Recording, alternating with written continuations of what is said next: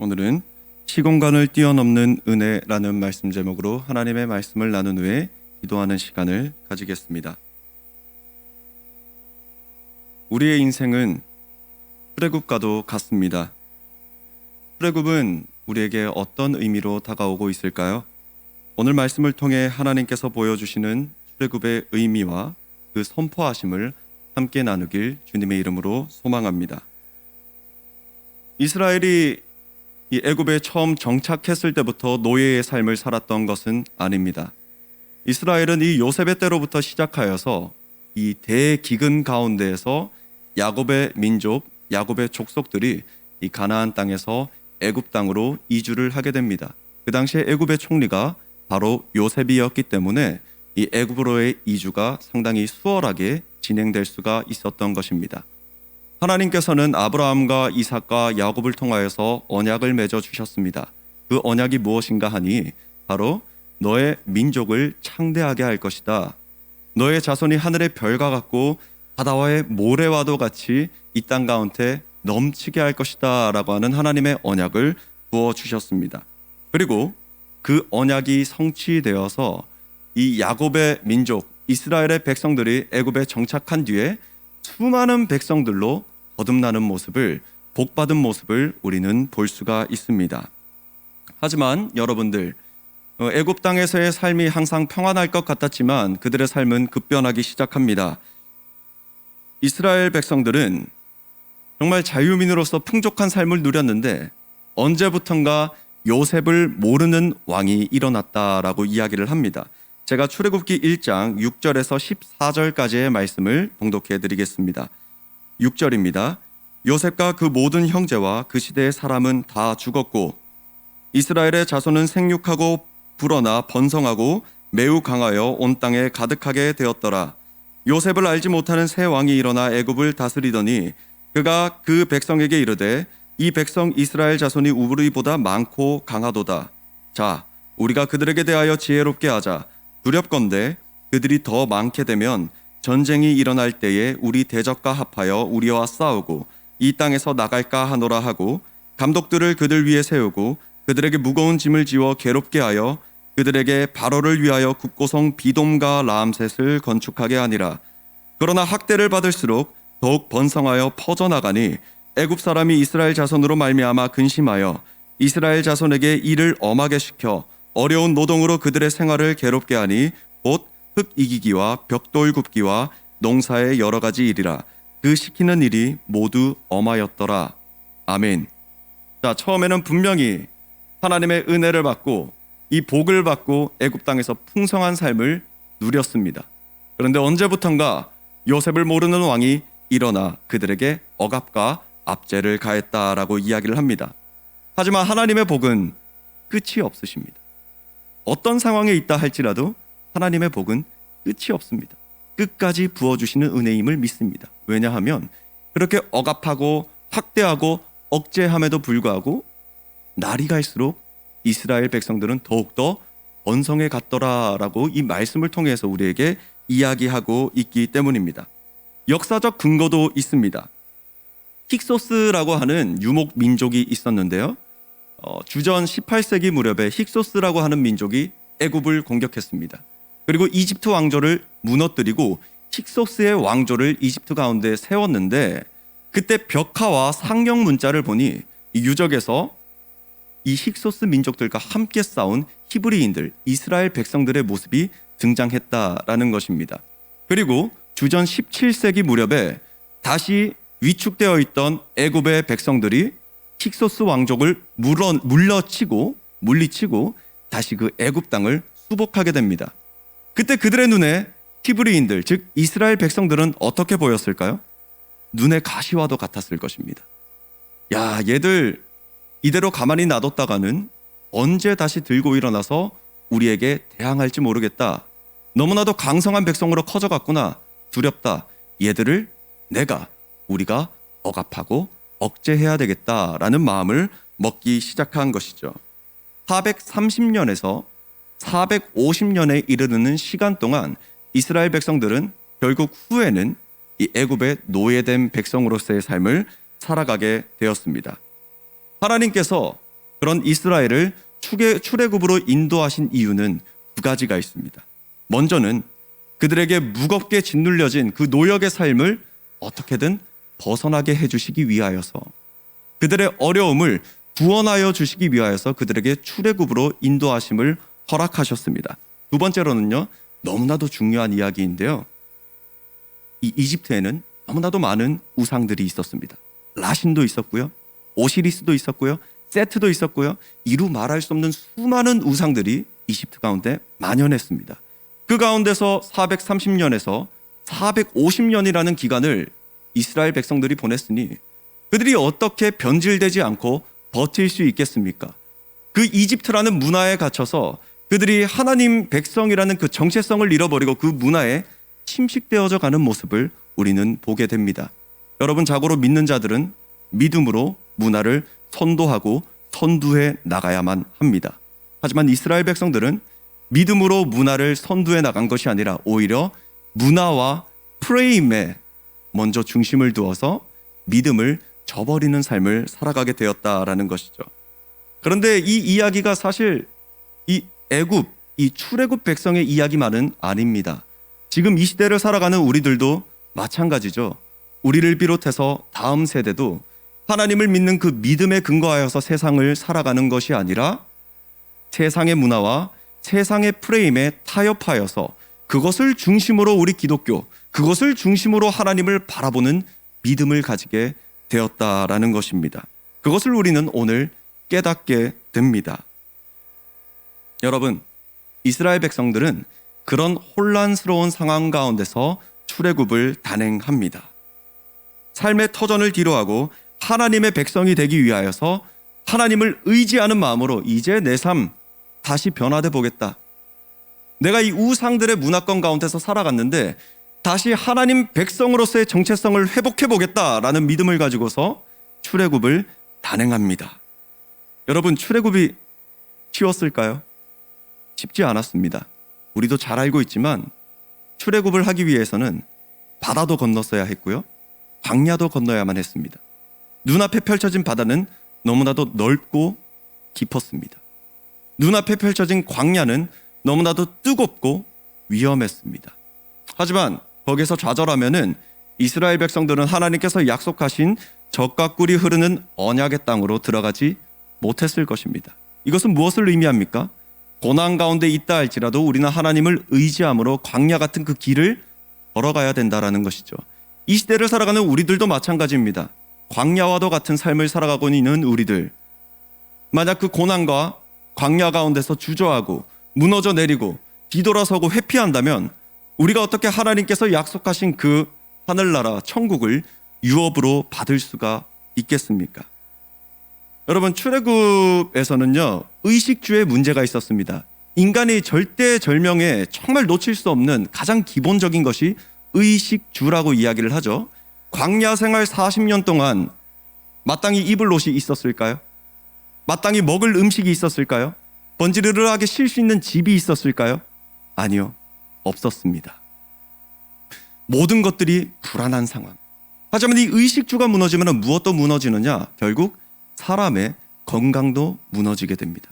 우리들의 삶도 마찬가지 아닙니까? 우리도 이 의식주에서 벗어나질 못합니다. 입는 것을 위해서 노력하고요, 먹는 것을 위해서 노력하고요, 사는 것을, 집을 위해서 노력합니다. 없는 사람도 마찬가지고 부한 사람도 마찬가지입니다. 부한 사람은 더 좋은 옷을, 부한 사람은 더 좋은 음식을, 부한 사람은 더 호화로운 집을 살아가기 위하여서 열심히 일합니다. 그리고 건강까지 해쳐가면서 살아갑니다. 이토록 우리는 의식주에서 벗어나지 못하는 삶을 살아가는데 이것을 한마디로 우리는 고난이다, 완벽하지 않고 안전하지 않다, 고난이다 라고 이야기를 할 수가 있는 것입니다. 스카펙이라고 하는 심리학자가 있습니다. 기독교인이고요.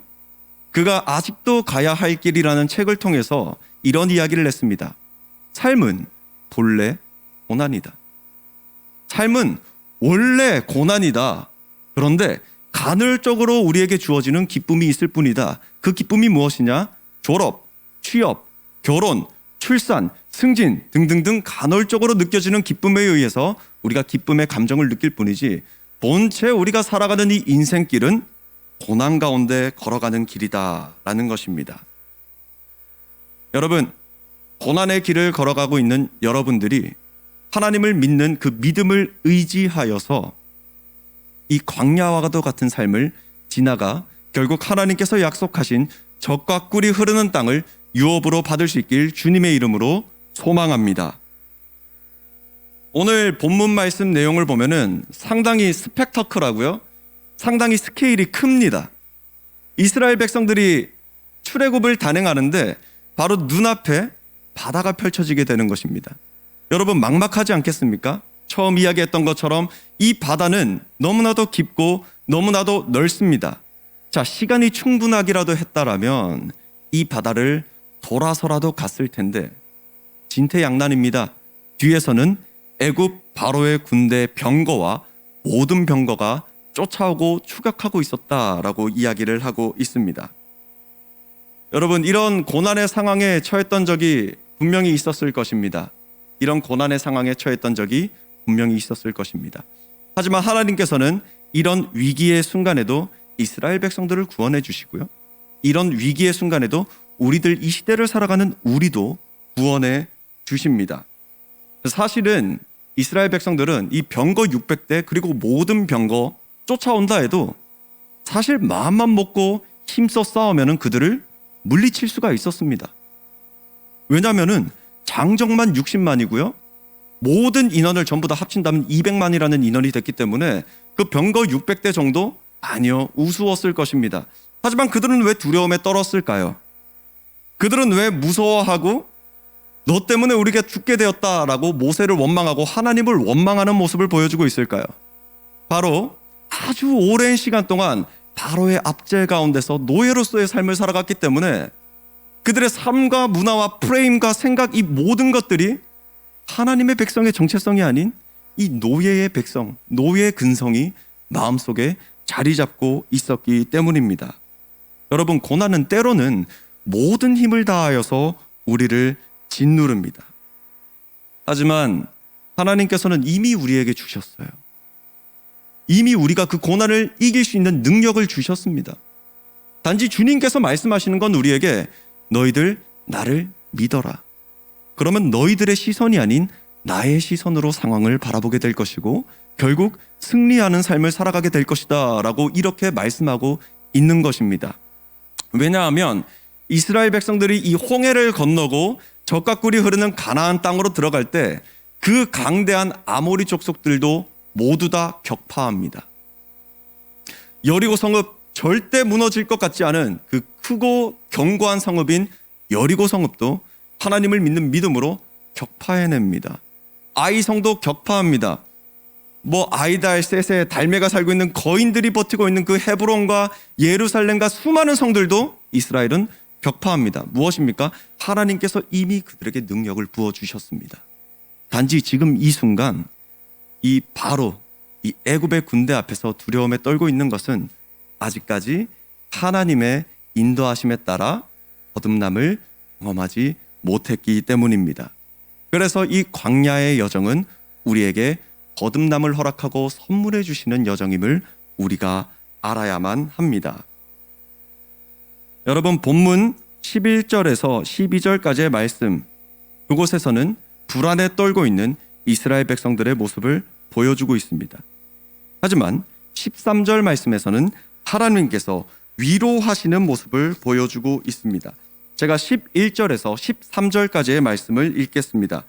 그들이 또 모세에게 이르되 애굽에 매장지가 없어서 당신이 우리를 이끌어내어 이 광야에서 죽게 하느냐? 어찌하여 당신이 우리를 애굽에서 이끌어내어 우리에게 이같이 하느냐? 우리가 애굽에서 당신에게 이른 말이 이것이 아니냐? 이르기를 우리를 내버려 두라. 우리가 애굽 사람을 섬길 것이라 하지 아니하더냐? 애굽 사람을 섬기는 것이 광야에서 죽는 것보다 낫겠노라. 모세가 백성에게 이르되 너희는 두려워하지 말고 가만히 서서 여호와께서 오늘 너희를 위하여 행하시는 구원을 보라. 너희가 오늘 본 애굽 사람을 영원히 다시 보지 아니하리라. 아멘. 불안한 상황을 잘 묘사해주고 있습니다. 그들은 하나님의 때, 하나님의 시간을 기다리는 삶을 살아가야 하는데 그들은 두려움이라는 공간에 갇혀서 하나님을 바라보지 못하는 모습을 보여주고 있습니다. 여러분, 인간이 절대 벗어날 수 없는 개념 두 가지가 있습니다. 절대 벗어날 수 없는 개념 두 가지가 무엇이냐? 바로 시간과 공간입니다. 시간은 상실을 경험하게 합니다. 우리가 아무리 젊음을 붙잡기 위해서 노력하고 발버둥 쳐도 우리는 그 젊음을 붙잡을 수 없습니다. 시간은 속절없이 흘러서 우리의 젊음은 상실되고 잊혀져 가고 암호되어져 갑니다. 인간의 생명, 인간이 가공한 이 모든 것들은 시간이 흘러감에 따라 자연스럽게 상실을 경험하게 되는 것입니다. 그리고 창세기 3장 19절 말씀에서도 하나님께서 우리에게 친히 말씀하여 주고 있습니다.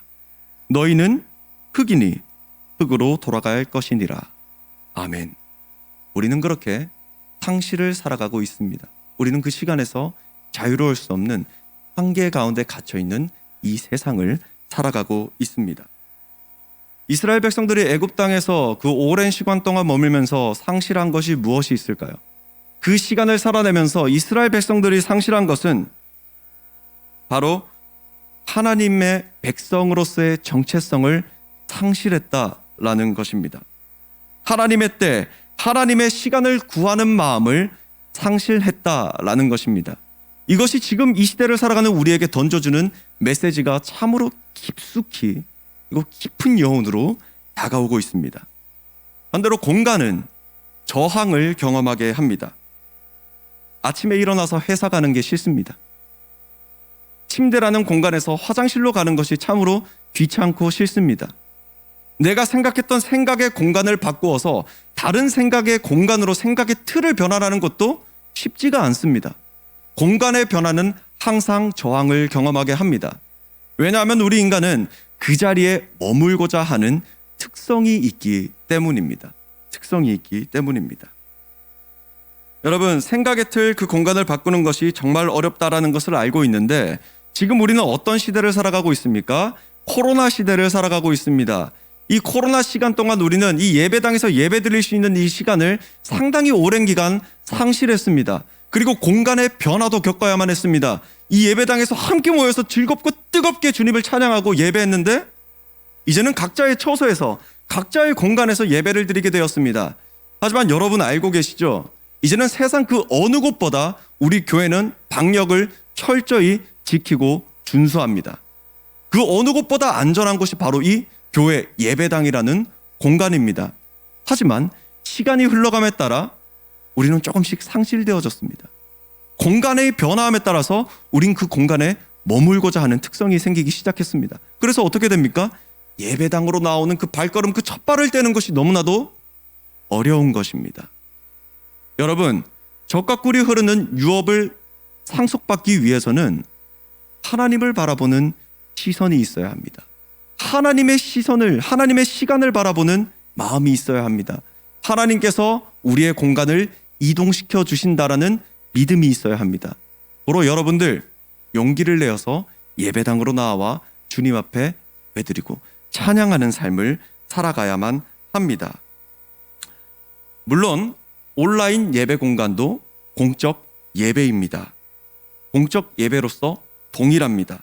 하지만 그 이면에는 온라인 예배로 인해 순전히 예배드리던 이전의 예배자로서의 모습이 상실되지는 않았는지 스스로를 점검하고 경계해야만 합니다.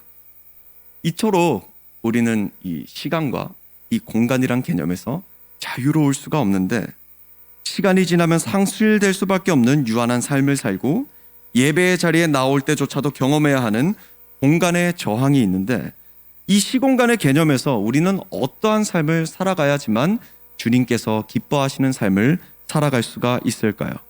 먼저 우리는 우리의 시간이 아닌 하나님의 시간을 믿음으로 구하며 살아가야 합니다. 그리고 상대적으로 편안한 이집트라는 공간을 떠나 젖과 꿀이 흐르는 땅으로 이동을 했던 이스라엘 백성들의 모습들처럼 우리들의 삶의 영역, 우리들의 삶의 자리, 그 공간도 주님 안의 공간, 그 자리로 가야 한다라는 것이죠. 그렇다면 광야를 지나 약속의 땅을 유업으로 받기 위하여서 우리가 알아야 하는 것은 무엇이 있을까요?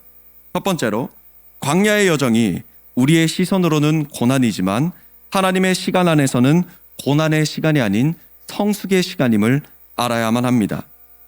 하나님께서는 우리에게 왜 불완전하고 불안한 광야의 삶을 허락하여 주셨을까요? 하나님께서 애당초 편안하게 만들면 되지 않습니까? 하나님께서 애당초 고난이 없게 만들면 되지 않습니까? 그런데 하나님께서 왜 우리에게 광야의 삶을 허락하여 주셨을까요? 그것은 하나님께서 우리를 너무 사랑하시기 때문에 베풀어 주신 은혜다라는 것입니다. 여러분, 만약에 누군가의 강요에 의해서 사랑할 수밖에 없어서 사랑한다라면 그것을 진정한 사랑이라고 이야기할 수 있겠습니까? 아니요, 진정한 사랑이라고 이야기할 수가 없습니다.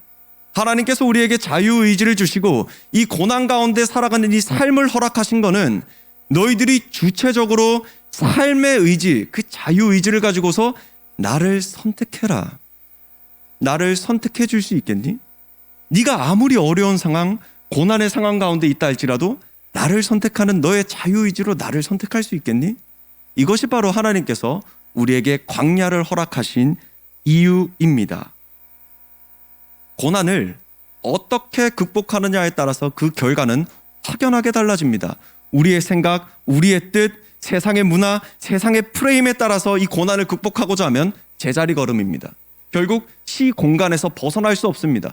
결국 육신의 종욕을 따라가기 때문입니다. 하지만 고난의 때 광야 같은 삶을 살아가면서 하나님의 때를 바라보고 하나님이 생각하시고 하나님이 머물러 계시는 그 공간에 들어가고자 노력한다면 우리는 결국 하나님께서 허락하신 하늘나라, 천국을 유업으로 받는 천국 백성이 되는 것입니다. 두 번째로 주님을 믿는 믿음은 시공간을 초월합니다. 13절 말씀 제가 읽겠습니다.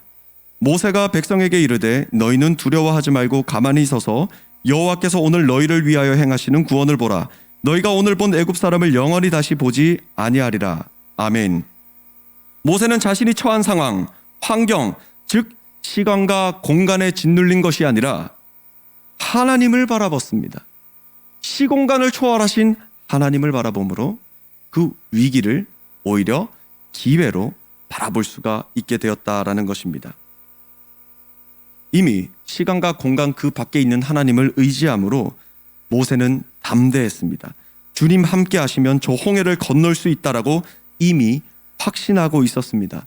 여러분, 여러분들의 삶 가운데서도 여러분들 앞에 산적해 있는 수많은 고난과 문제들이 주님을 믿는 그 확신으로 말미암아 모두 다 해결되고 그것을 뛰어넘고 극복할 수 있음을 믿으시길 주님의 이름으로 소망합니다. 세 번째는 하나님을 광야를 지나는 우리를 결코 홀로 두지 않으신다라는 것입니다. 19절에서 20절까지의 말씀 제가 읽겠습니다. 이스라엘 진앞에 가던 하나님의 사자가 그들 뒤로 옮겨가매 구름 기둥도 앞에서 그 뒤로 옮겨 애굽진과 이스라엘 진 사이에 이르러 서니 저쪽에는 구름과 흑암이 있고 이쪽에는 밤이 밝음으로 밤새도록 저쪽이 이쪽에 가까이 못하였더라. 아멘. 하나님께서는 우리를 광야에 그냥 툭 던져 놓으시고 그대로 내버려 두시는 분이 아니십니다.